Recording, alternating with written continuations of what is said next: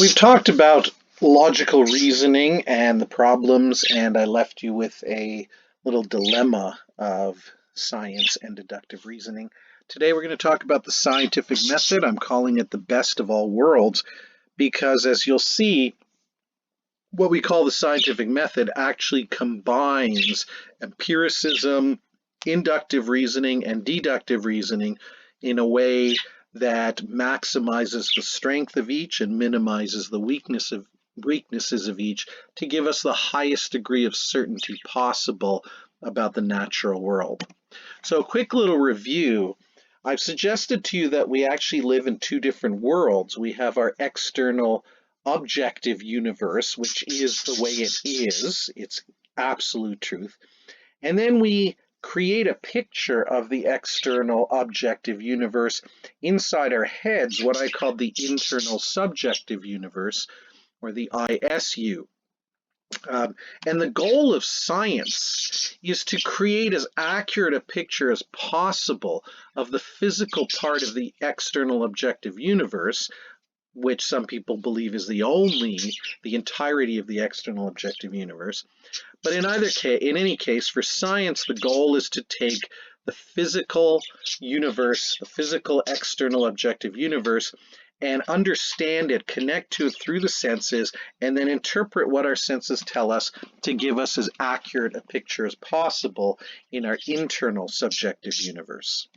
In order to do that, we talked about the idea that science limits its sources of knowledge to two, to empiricism and to rationalism. And the reason it does that is because these two sources of knowledge are objective, meaning they're universal. They are, at least in theory, the same for everybody, regardless of your ethnic background, your religion, your race. We all presumably see the same thing. And when logical reasoning is used correctly, as we saw, we all come to the same conclusions, regardless of our personal beliefs and opinions.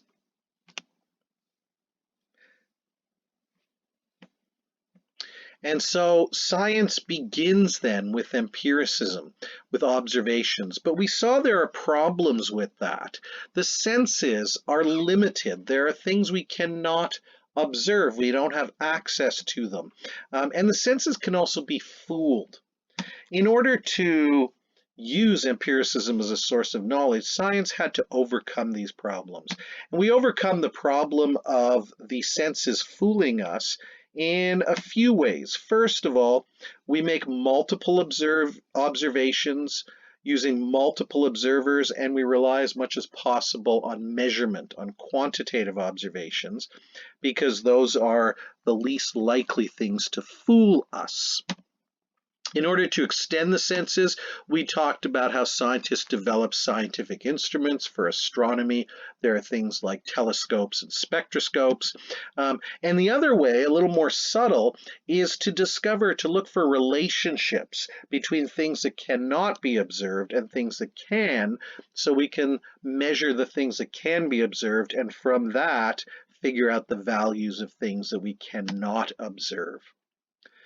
But even with all of these aids here, first of all, we can't observe everything. And secondly, even with our best observations, empiricism only gives us little tiny individual bits of the universe, what we can call empirical facts. They come to us through the senses, but they come to us as individual pieces, like the pieces of a jigsaw puzzle, and they still need to be put together. They need to be interpreted, fitted together in order to create that picture of the external objective universe in our internal subjective universe.